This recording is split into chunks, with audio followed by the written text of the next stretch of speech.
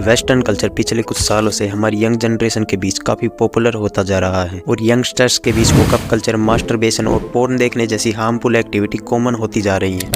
What would you pick? Relationship or one night stand? One night stand. क्यों? Sex. क्या होता है one night stand? एक रात का संभोग जहाँ हम देते लेते बराबर है। लगता है एक कल्चर आया कहाँ से? कल्चर सब कुछ वेस्टर्न है।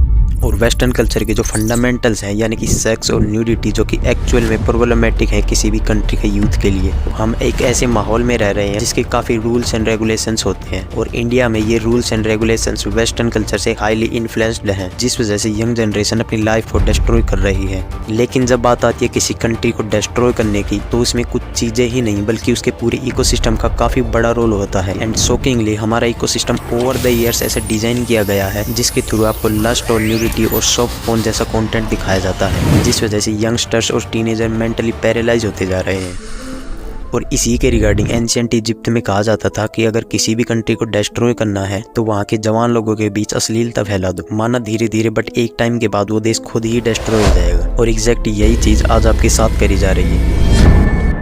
हमारा पूरा इकोसिस्टम ही ऐसा बन चुका है, अब चाहे वो सोशल मीडिया हो, फिल्में हो, म्यूजिक्स हो, और ये पूरा इकोसिस्टम ऐसे डिजाइन किया गया है जो कि आपको इनडायरेक्टली आपको पोर्न और मास्टरबेशन के लूप में फंसाते जा रहा है। और ये सब जो भी है ये वेस्टर्न कल्चर है जिसको इंडियन यंगस्टर्स अडॉप्ट कर रहे हैं। Definitely one night stand. Okay, what about you? One night stand. Right. One night stand right now. But I would choose one night stand probably. I'll be happy with that. जिनके consequences जैसे कि guilt की feeling, low self esteem, mentally weak, lack of focus और बिना किसी reason के depressed feel करना जैसे कई सारे सीरियस डिसऑर्डर्स डेवलप हो जाते हैं ओवर द टाइम्स, जो आपको टाइम के साथ मेंटली पैरालाइज कर देते हैं। और इनमें से एक भी डिसऑर्डर्स इतना ज़्यादा डेडली है कि किसी भी इंसान की, खास करके कि यंगस्टर्स की ज़िंदगी बर्बाद कर सकता है। बट शॉकिंगली रियलिटी में आज इनमें से कई सारे डिसऑर्डर्स से आज हर 10 में से 7 लोग सफ़र कर रहे हैं। और ये जो कुछ भी हो रहा है इससे दो चीज़ें फ्यूचर में डिस्ट्रॉय होने वाली हैं। फर्स्ट, भारतीय संस्कृति एंड सेकेंड, यंगस्टर्स की लाइफ।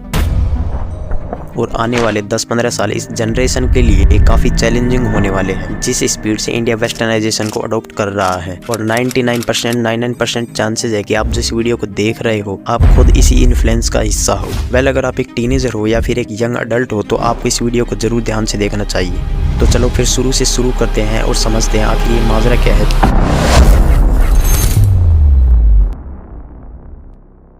मुझे यकीन है आपको पता होगा, भारत एक ऐसा देश है जो अपने कल्चरल वैल्यूज, भगवान की भक्ति और ग्रेट वॉरियर्स की जगह मानी जाती है। और योगा, मेडिटेशन, स्पिरिचुअलिटी, ब्रह्मचर्य जैसी प्रैक्टिस हिंदू संस्कृति का हमेशा से ही पार्ट रही है। बट जैसे जैसे इंडिया वेस्टर्नाइजेशन को अडॉप्ट कर रहा है, ये चीज़ें जो कि इंडियंस के रूट हैं ये टाइम के साथ खत्म होती जा रही है। और आज के दिन इंडिया में यंगस्टर्स कूल बनने के रेस में अपने ही कल्चर को छोड़ के ऐसे लोगों के तौर तरीकों से लाइफ जी रहे हैं जिनकी खुद की लाइफ की धज्जियां उड़ी हुई हैं। इसीलिए तो फटी हुई है वेस्ट की डिवोर्स रेट, रिलेशनशिप के रेट, मैरिज का एक्सटेंशन देख। एज एक टाइम पे क्या हुआ करती थी मैरिज की, अब कहाँ से एक्सटेंड होए जा रही है। सारे जो चेंजेस दिख रहे हैं डेटा में, शादियों की, डेटिंग की, रिलेशनशिप की, डिवोर्स रेट क्यों फटी हुई है। Divorce.com की 2020 में हुई एक रिसर्च के अकॉर्डिंग अमेरिका में 60% लोगों की मैरिजेस के करीब 8 साल बाद डाइवोर्स हो जाते हैं। जब वो सेकंड शादी भी करते हैं तो उसके भी 50% चांसेस होते हैं कि वो भी डाइवोर्स हो जाएगा। इससे आप इमेजिन कर सकते हो कि वहाँ की सिचुएशन कितनी खराब है। वेस्टर्न कल्चर के फंडामेंटल इतने एक्सट्रीमली वाहियात हैं, स्पेशली जब बात आती है लाइफ में सेटिस्फैक्शन की और रिलेशनशिप्स। और इन दोनों चीज़ों के लिए वो लोग हाईली डिपेंड करते हैं मटेरियलिस्टिक चीज़ों पर, जैसे कि luxury cars, money, luxury life, बस ये फील करने के लिए कि वो भी कुछ लाइफ में है, लेकिन वो है तो अंदर से खोखले ही। और एक रिलेशनशिप्स में ना रह के वो केवल सेक्स को चेज करते हैं in the form of hookup culture and one night stand. That's why western countries में लॉयल रिलेशनशिप्स में ओवर द इयर्स डिक्लाइन आया है। अफसोस की बात है वहाँ की सिचुएशन इतनी खराब होने के बावजूद इंडिया में उन लोगों के तौर तरीके यंगस्टर्स को काफी फैसिनेट करते हैं और उनको सुपीरियर समझकर कूल बनने की रेस में उनको कॉपी करने में लगे हैं। One night stands or a long-term relationship without sex? One night stand. Sex is very important. One night stand is better. और ये क्लियरली इंडिकेट करता है कि फ्यूचर में भारतीय यूथ की लाइफ बद से बदतर होने वाली है, जो कि फिलहाल अदर कंट्रीज के लोगों की है। I have a mental health problem. I have a mental health problem. We We have a mental health problem. खैर इनको अभी के लिए छोड़ते हैं। अगर हम इंडिया के पास्ट में जाए तो जहाँ इंडिया में पहले योगा मेडिटेशन करी जाती थी और ब्रह्मचर्य का पालन किया जाता था। मेडिटेशन और ब्रह्मचर्य के दम पर पास्ट में कई लोगों ने एक्स्ट्रा ऑर्डिनरी अचीवमेंट्स अचीव करी हैं और पास्ट में कई सक्सेसफुल लोग जैसे कि Steve Jobs, Mike Tyson, Abdul Kalam, Nikola Tesla और रॉबर्ट ओपनहाइमर और ढेरों दिग्गज लोगों ने अपने दिमाग को फुल पोटेंशियल पर यूज करने के लिए उन्होंने खुद ब्रह्मचर्य का पालन किया था और वो अपने माइंड को कॉन्कर भी कर पाए और वो सब अपनी अपनी फील्ड में बाप बने। दैट्स व्हाई आज आप उन्हें जानते हो। और इन सब लोगों ने अपनी अलग अलग स्पीचेस में डायरेक्ट इनडायरेक्टली इसी चीज को पॉइंट आउट किया है कि ब्रह्मचर्य कितनी जरूरी है, स्पेशली उन लोगों के लिए जो यंग अडल्ट्स हैं जो अपनी लाइफ में कुछ करना चाहते हैं। लेकिन अब क्वेश्चन यह आता है कि ये सब पता होने के बाद भी ओवर द ईयर्स ऐसा क्या हुआ कि आज उसी देश के यंगस्टर पोर्न और मास्टरबेशन जैसी घटिया चीजों से एडिक्टेड होते जा रहे हैं और यंग अडल्ट्स का परसेप्शन फिजिकल इंटीमेसी से चेंज होकर पूरी तरह फैंटेसी बेस्ड हो चुका है। इवन ये भी कहा जा सकता है कि लोगों का परसेप्शन सेक्स तक ही सीमित रह गया है। वेल इस सब के लिए रिस्पॉन्सिबल होता है किसी भी कंट्री का मेन स्ट्रीम इकोसिस्टम और हमारा main stream ecosystem highly inspired है वेस्टर्न से।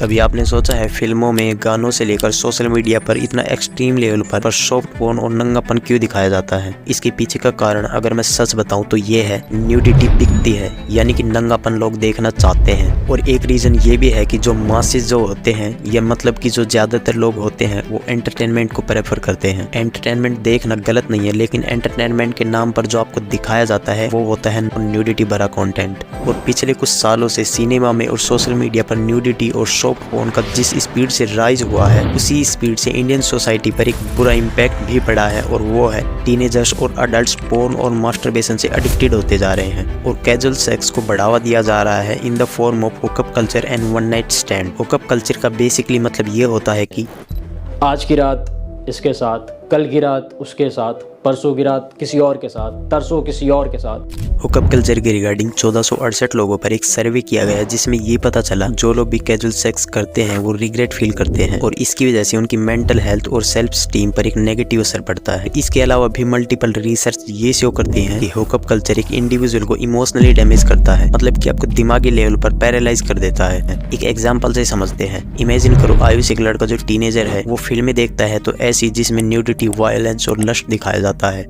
और इंस्टाग्राम पर आयुष ऐसे अकाउंट्स को फॉलो करता है जहाँ पे वो एक्सट्रीमली एग्जेजरेटेड फोटोज देखता है और उसी इंस्टाग्राम पर ऐसे ही लस्टफुल रील्स देखता है। और आयुष यूट्यूब पर ऐसे छपरी लोगों को भी देखता है जो वुमेन्स को ऑब्जेक्ट की तरह ट्रीट करते हैं और ये सिखाते हैं कि लड़की को कैसे पटाया जाता है। और एक थॉट बॉलीवुड ने ओवर द टाइम्स हम सबके दिमाग में डाल दिया है और वो है कि बॉयफ्रेंड या गर्लफ्रेंड तो होनी ही चाहिए। लेकिन सलमान खान ने जो फिल्मों में जो प्यार दिखाया जाता है उसके बारे में एक इंटरव्यू में काफी सही बात कही थी। वो है तेरे नाम का कैरेक्टर। मैं तुम्हें बोलूँगा पिक्चर जरूर देख लेना, लेकिन ये जो कैरेक्टर साले वो कभी फॉलो नहीं करना। ये लूजर कैरेक्टर है कि एक लड़की के पीछे पागल हो गए और अपनी जिंदगी बर्बाद कर दिए।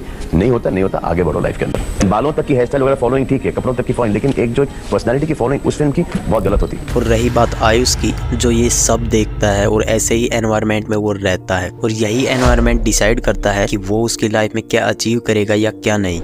लिटरली जिस एज में यंगस्टर्स को खुद पर काम करना चाहिए, खुद को बिल्ड करना चाहिए, 15 से 25-26 साल, यही वो एक गोल्डन एरा होता है हम सब की लाइफ का। और इस गोल्डन एज में हम यूज कर सकते हैं अपने फोकस को, अपनी एनर्जी को खुद को बेटर बनाने के लिए। और मोस्टली टीनेजर और यंगस्टर वो इस अपॉर्चुनिटी को पैरों तले कुचल के इंस्टेंट प्लेजर के लूप में फंसे हुए हैं। लेकिन ये सब हो जाने के बाद भी एक गुड न्यूज ये है आप सबके लिए कि इससे बढ़िया अपॉर्चुनिटी हो ही नहीं सकती सक्सेसफुल बनने के लिए। स्पेशली इस ब्रेन डेड लॉजिक डिप्राइव दुनिया में जिसमें इस वक्त हम जी रहे हैं, तुम लोग समझ रहे हो द पॉसिबिलिटीज इस वक्त अपने आप को मोनेटाइज करने की, आगे बढ़ने की, फेम हासिल करने की, ग्लोरी हासिल करने की, द पॉसिबिलिटीज जो एग्जिस्ट करती है जनरेशन में, स्पेशली जो कि फोन ने तुम्हारे कंपटीशन को फोन ने की है।